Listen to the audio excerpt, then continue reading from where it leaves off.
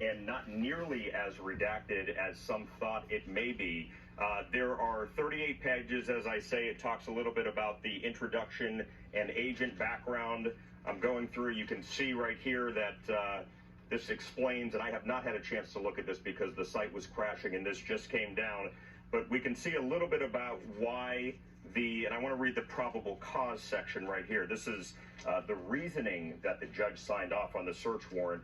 Right here is the probable cause section. It says on February 9th, 2022, the special agent in charge of the Inspector General sent the National Archives a referral email to DOJ, and it specifically talks about some of the communications between the Trump team down at Mar-a-Lago and the National Archives up here in Washington, D.C. Remember, it was in January of 2022, earlier this year, that the Trump team down in Florida returned some 15 boxes of material back to the National Archives after a request.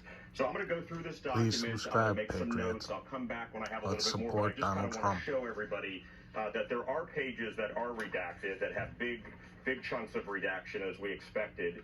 The Department of Justice did not want to release this document, but ultimately complied with a court order to do so. And after about 40 minutes of a site crashing, a website crashing because of the demand, here we are.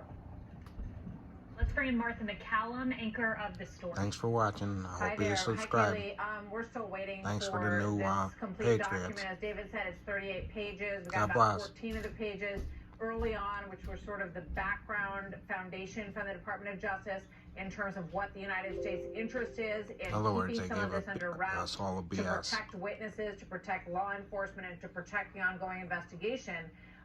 But the area that David was just looking at, which is the probable cause section of this, is what's going to be of the greatest interest. And as he said, it's not completely redacted, the entire thing, and it goes into a little bit of the back and forth between the National Archives Agency and the Trump team at Mar-a-Lago. So that's where we're going to learn a little bit.